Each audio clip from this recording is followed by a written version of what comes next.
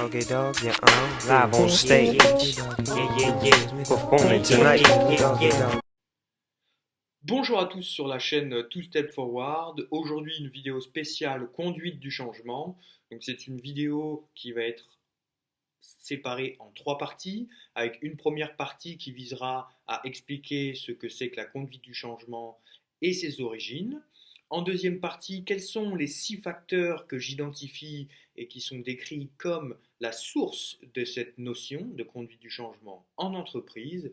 Et en troisième partie, nous aurons donc une analyse des enjeux actuels liés à cette notion de conduite du changement en entreprise. Et on part tout de suite pour la première partie, les origines de la conduite du changement.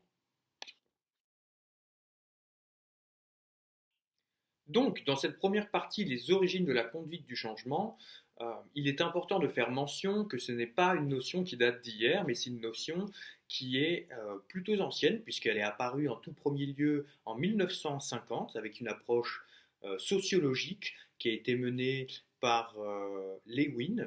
Donc, je ferai une vidéo plus tard qui explique quelle était son approche et donc les conclusions qu'il tirait de ses analyses. Euh, Ce qu'il est important de dire ensuite, une fois que cette approche sociétale a été faite en 1950, c'est qu'il y a eu une approche beaucoup plus opérationnelle qui s'est développée autour des années 1980, avec l'arrivée notamment des logiciels et des suites de logiciels, les progiciels, euh, qui étaient en fait insérés dans les pratiques d'entreprise par les gestionnaires afin de pouvoir structurer tous les processus de l'entreprise. Et on a pu voir donc avec l'arrivée de ces technologies une nouvelle façon de fonctionner au sein de l'entreprise. Et toutes les techniques liées à l'utilisation de ces logiciels ont dû euh, faire, euh,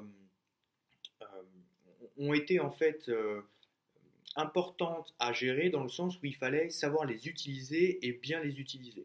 Donc tout cet aspect de manipulation et de prise en main des outils technologiques au travers des logiciels a été très importante et c'est de là qu'il est apparu la conduite du changement opérationnel.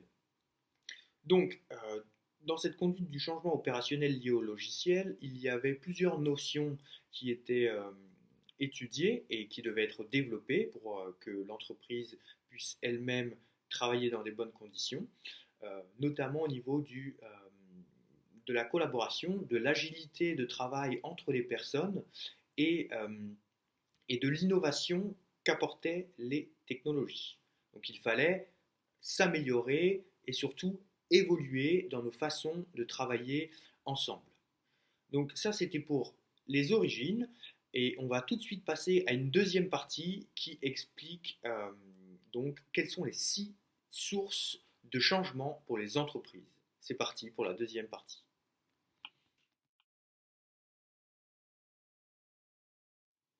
Donc, nous l'avons vu dans la première partie des origines de la conduite du changement en entreprise, que celle-ci était d'abord liée à des projets informatiques liés à l'apparition de logiciels de travail dans les entreprises. Et nous avons vu qu'elles devaient apprendre à les utiliser et que les méthodes de travail et de fonctionnement évoluaient. Euh, il est aussi maintenant très important de rappeler que le contexte de travail pour tout le monde a bien évolué. Et donc, la conduite du changement aussi. Elle est maintenant beaucoup plus vaste et ne se cantonne pas simplement à l'utilisation et la prise en main d'outils informatiques. Maintenant, c'est un domaine beaucoup plus vaste à considérer de manière globale dans l'entreprise. Il y a 6 facteurs que vous pourriez considérer comme la conséquence d'un projet de conduite du changement en entreprise. Je ne les connais pas par cœur, mais j'ai pris le soin de les noter et je pourrai les partager avec vous, évidemment, dans une fiche PDF que vous pourrez retrouver gratuitement dans le lien, la description de la vidéo. Donc aujourd'hui, il y en a donc 6. Le premier serait donc l'apparition des nouvelles technologies de l'information et de la communication, plus communément appelées les TIC. Le deuxième serait le fait qu'il y a maintenant une mondialisation et un besoin de s'internationaliser pour les entreprises afin de permettre leur accroissement et leur développement périn dans leurs activités. Lié à ça, il y a évidemment toutes des problématiques de culture et de langage qui ne sont pas forcément communs entre un pays et un autre. Par exemple, les Espagnols, les Français ou les Anglais n'ont pas une langue commune et il faut pouvoir avoir des socles communs. Lié à la mondialisation, il y aura donc un troisième facteur, le fait que les entreprises se développent de plus en plus et contrôlent différentes activités.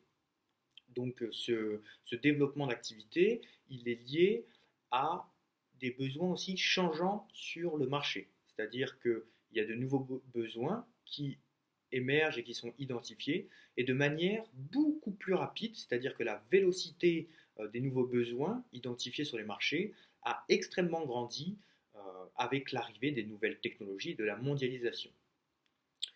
Par ailleurs, il y a aussi des attentes de nous, consommateurs, qui sont maintenant différentes. Puisqu'il y a plus d'entreprises, il y a aussi plus de concurrence, et pour pouvoir se démarquer, une entreprise doit offrir un service ou un produit de grande qualité, avec un service client qui répondra bien sûr aux besoins humains des consommateurs, et qui pourra donc accompagner et faire valoir les savoir-faire et les compétences de l'entreprise. Je dirais qu'il y a donc une cinquième chose à vraiment prendre en compte, c'est aussi le développement des réglementations et des normes qui régissent tous les marchés. On voit l'apparition maintenant beaucoup plus d'un phénomène écologique où il faut pouvoir produire et consommer de manière responsable, et donc les entreprises doivent moduler et respecter toutes ces normes et ces règles qui sont régies par des institutions tierces qui s'assurent du bon fonctionnement mondial. Donc, on le voit, il y a beaucoup de facteurs de changement qui peuvent être liés donc à des technologies, à des facteurs plus humains, mais aussi à des régulations liées à la mondialisation. Donc, c'était la deuxième partie avec 6 facteurs qui sont la conséquence d'une conduite du changement en entreprise. Nous allons voir maintenant la troisième partie. Quels sont les enjeux actuels pour les entreprises ? Nous l'avons vu dans les 2 premières parties, la conduite du changement en entreprise est très fortement liée à sa transformation. Évidemment, il y a beaucoup de sources de transformation, mais l'objectif actuel, in fine, pour toutes les entreprises, c'est de savoir être agile et de répondre rapidement aux besoins de son propre marché ou de pouvoir absorber de nouvelles compétences afin d'être plus compétitif. L'objectif, je le résumerai en la possibilité de l'entreprise à développer une capacité à changer, à s'adapter. L'objectif, in fine, serait de partir d'un point existant, de ce que nous sommes aujourd'hui, et d'aller le plus rapidement possible, le plus efficacement possible, vers une évolution, un point futur, afin de répondre aux différentes attentes du marché et aux différentes problématiques. La conduite du changement en entreprise, c'est tout simplement être plus efficace dans un développement et engager un maximum tous ceux qui participent à la création de valeur de l'entreprise. Nous avons donc vu les origines de la conduite du changement, en passant d'un état sociologique plutôt dans les années 50 vers une transformation liée à différents facteurs dans les années 80. Nous avons vu quels étaient ces facteurs, ils sont au nombre de 6, je vous invite à revoir la fiche résumée en PDF pour pouvoir les avoir bien à l'esprit. Et nous avons aussi commencé à expliquer quels étaient les enjeux et les objectifs d'un projet de conduite du changement pour les entreprises. Nous allons bien sûr dans d'autres vidéos creuser ces sujets-là, et dans la prochaine vidéo, nous verrons qui sont les 3 penseurs principaux qui ont structuré la conduite du changement liée à la transformation des entreprises. Donc, pour les citer, il y a Lewin, Cantor et Kotter. Nous verrons dans une prochaine vidéo tout ce qui se passe. En attendant, je vous invite évidemment à faire vos propres recherches et puis à télécharger la fiche PDF, à liker la vidéo si elle vous a appris quelque chose, à la partager pour que ces connaissances puissent servir à d'autres, et bien sûr, portez-vous bien. À la prochaine sur Two Step Forward. Okay,